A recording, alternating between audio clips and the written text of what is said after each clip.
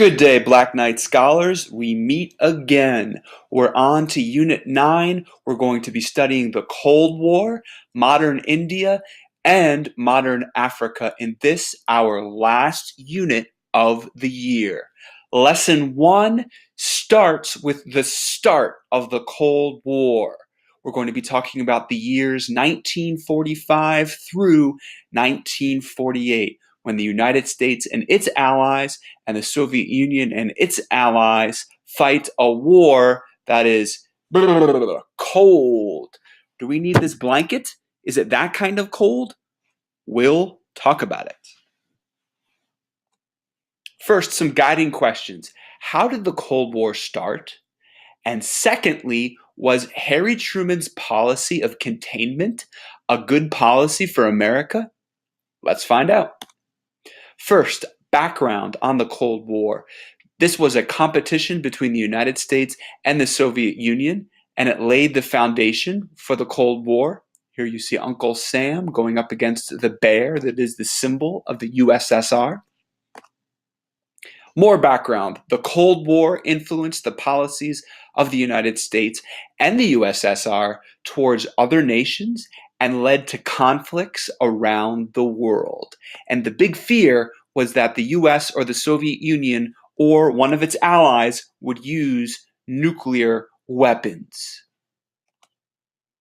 Why is it called the Cold War?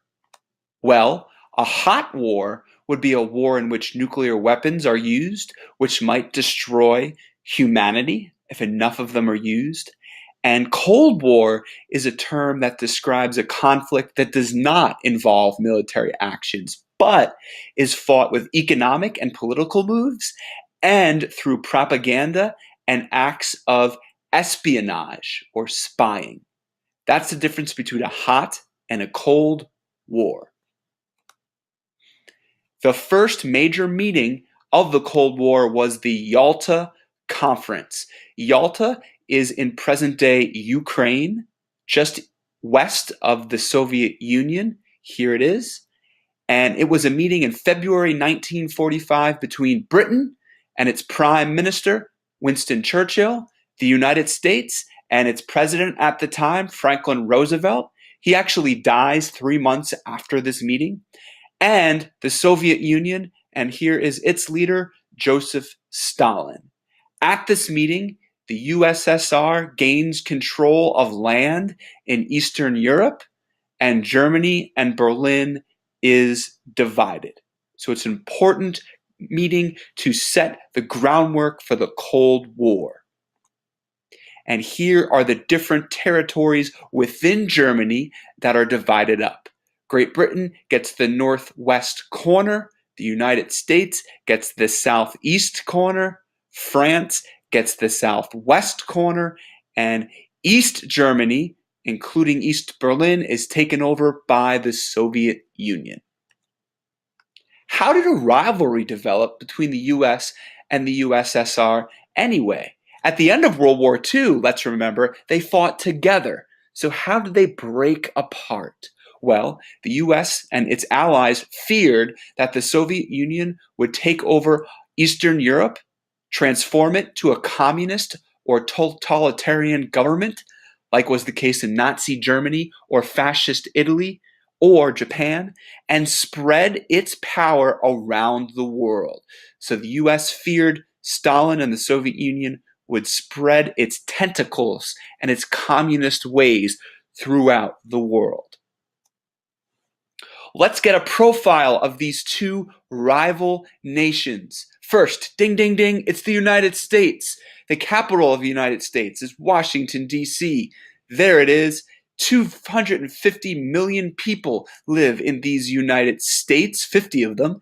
And the leader of the United States is called a president, and the president is elected by the people. And the economy of the United States, it's called a free enterprise. Why? Because supply and demand determines who gets what. And let's talk now about the Soviet Union. Ding, ding, ding. Its capital is Moscow. There it is. There are 290 million people, and 15 separate republics make up the Soviet Union. And the Soviet Union's leader is called a premier, and the premier is appointed by the Communist Party. The people do not get to elect the premier. And the economy of the Soviet Union is communist. In other words, the government controls the means of production. This is not capitalist. This is not free enterprise. It is the opposite of that. One man helped make the rivalry even more bitter. His name, British Prime Minister Winston Churchill. Here he is. He calls the new divide between the Soviet Union and the US the Iron Curtain in a speech in Missouri in March 1946. And here he is at the lectern actually giving that speech.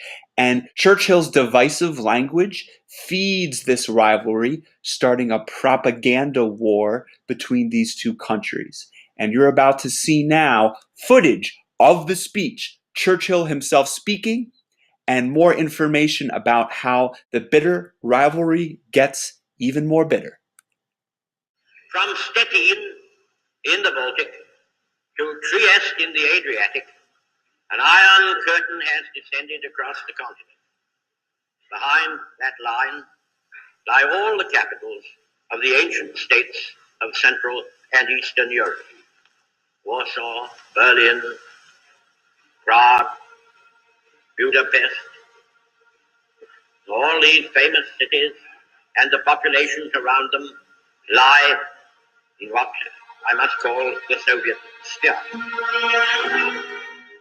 Churchill's vivid picture of a continent divided by an iron curtain helped change the public mood. Once, the press had portrayed an alliance of three equals. Now, Uncle Joe was turned into a scheming despot, forcing whole countries into submission. From the east, Soviet cartoonists responded in kind. These crude caricatures were part of a new type of war, in which governments taught whole populations to demonize the other. An American newsroom caught the new tone. In the background was the growing struggle between two great powers to shape the post-war world. Soviet Russia was expansively stabbing westward, knifing into nations left empty by war. On orders from the Kremlin, Russia had launched one of history's most drastic political, moral, and economic wars, a Cold War. The United States was obliged to help Europe safeguard its traditional freedoms and the independence of its nation. Gone was the spirit of wartime unity that reached its peak on that historic afternoon in April 45 at the Elbe River in Germany. Here, two worlds actually met, but this coalition was to be torn asunder. To stop the Soviet Union, the US president at the time, Harry Truman, adopts his famous Truman Doctrine, his set of beliefs. In 1947, he says that the US must support a policy of containment. Containment means to stop the spread of communism and limit it to areas already controlled by the Soviet Union. And this photograph is Harry Truman himself giving a speech to Congress that outlines the Truman Doctrine, this idea of containment. There's been critique of the Truman Doctrine in recent years. The historian Eric Fulmer, for example, he says that the Truman Doctrine set a precedent for American assistance to anti-communist regimes throughout the world, no matter how undemocratic those regimes, those ruling countries. In other words, the Truman Doctrine set a precedent for America being the policeman of the world. Should we? That's up for debate. The North Atlantic Treaty Organization, or NATO, was a military alliance formed in 1949 to contain communism. And all of the countries in blue are NATO countries. So Canada, the US, most of Western Europe, and NATO's headquarters are in Brussels, Belgium, right here.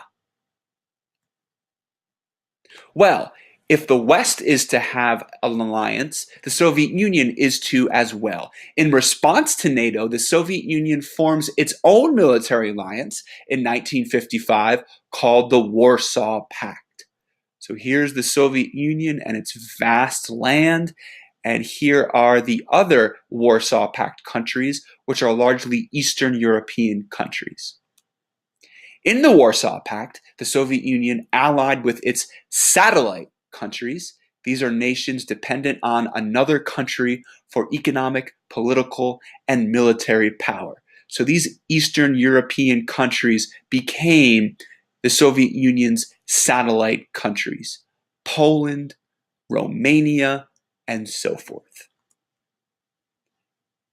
And now we are almost done, ladies and gentlemen. We just need to finish our summary questions.